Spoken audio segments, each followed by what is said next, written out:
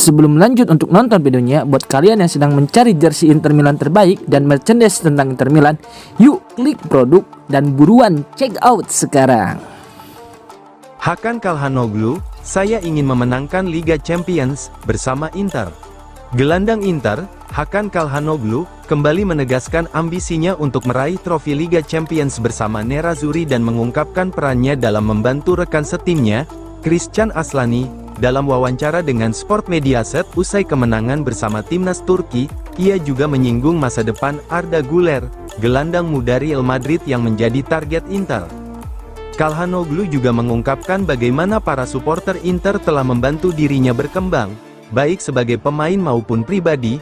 Mereka membuat saya berkembang, bukan hanya sebagai pemain tetapi juga sebagai pribadi. Saya semakin dewasa dan akan selalu berterima kasih kepada mereka. Apa yang mereka lakukan, tidak hanya untuk saya tetapi untuk seluruh tim. Sulit dijelaskan dengan kata-kata, ini hanya bisa dirasakan, ungkapnya. Ketika ditanya apakah dukungan supporter menjadi alasan dia tetap bertahan di Inter, dan menolak tawaran Bayern Munich musim panas lalu, Calhanoglu menjawab tanpa ragu, ya.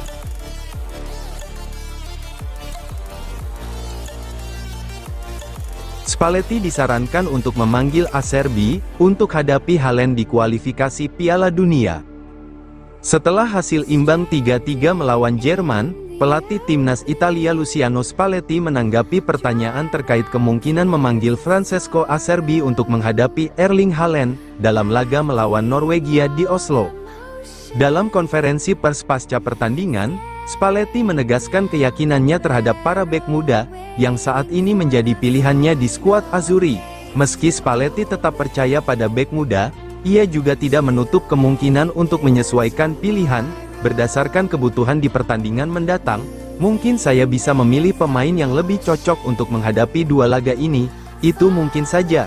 Terima kasih atas sarannya, tutup Spalletti dengan nada diplomatis.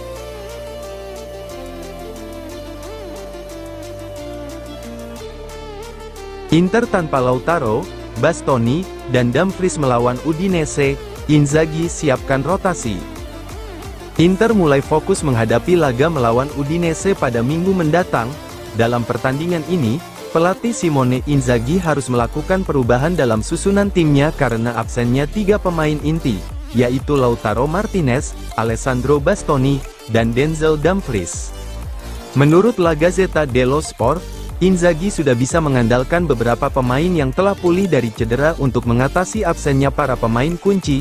Federico Di Marco yang telah kembali akan menempati posisi bek sayap kiri, sementara Carlos Augusto kemungkinan akan ditempatkan sebagai bek tengah menggantikan Bastoni.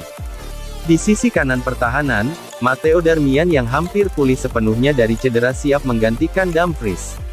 Namun, perubahan terbesar kemungkinan terjadi di lini serang.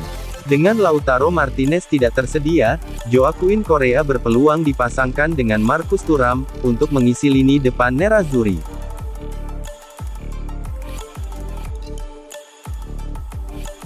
Wawancara eksklusif, Presiden Marotta, tanda tangan kontrak baru Inzaghi, hanya formalitas. Presiden Inter, Giuseppe Marotta, menegaskan bahwa perpanjangan kontrak Simone Inzaghi hanya tinggal menunggu waktu. Dalam wawancara dengan Radio Anch'io Sport, ia memastikan bahwa pelatih Nerazzurri akan bertahan lebih lama di klub, setelah kerja keras dan pencapaiannya dalam beberapa tahun terakhir. Marotta mengungkapkan bahwa klub sangat puas dengan kinerja Inzaghi, dan melihatnya sebagai salah satu pelatih terbaik di dunia.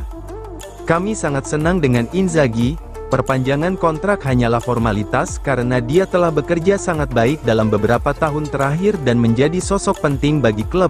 Dia adalah pelatih kelas dunia, dengan keunggulan karena pernah menjadi pemain hebat, yang tentu memudahkannya dalam melatih tim. Kami senang dia tetap bersama kami.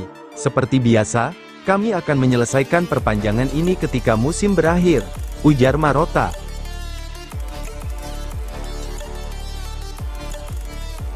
Stadion baru bersama Inter dan AC Milan, akan lebih banyak untuk penggemar VIP. Rencana pembangunan stadion baru yang akan digunakan bersama oleh Inter Milan dan AC Milan terus menjadi sorotan. Dalam laporannya hari ini, Tuttosport menyoroti bagaimana stadion tersebut semakin berorientasi pada bisnis dan eksklusivitas bagi kalangan elit, ketimbang sebagai tempat bagi para penggemar setia kedua klub. Presiden Milan, Paolo Scaroni, baru-baru ini mengonfirmasi bahwa stadion baru yang diperkirakan rampung pada 2030 akan memiliki kapasitas 71.000 penonton, di mana 9.000 kursi akan diperuntukkan bagi pelanggan premium atau VIP. Istilah pelanggan yang digunakan menunjukkan bahwa stadion ini bukan sekadar tempat bagi supporter, tetapi juga sebagai ajang pertemuan bisnis dan hiburan bagi kalangan korporat. Dampaknya, hanya tersisa 62.000 kursi untuk penonton umum, jauh lebih sedikit dibandingkan kapasitas San Siro saat ini. Pergeseran ini sejalan dengan tren global, di mana banyak klub besar Eropa mengandalkan fasilitas premium untuk meningkatkan pendapatan.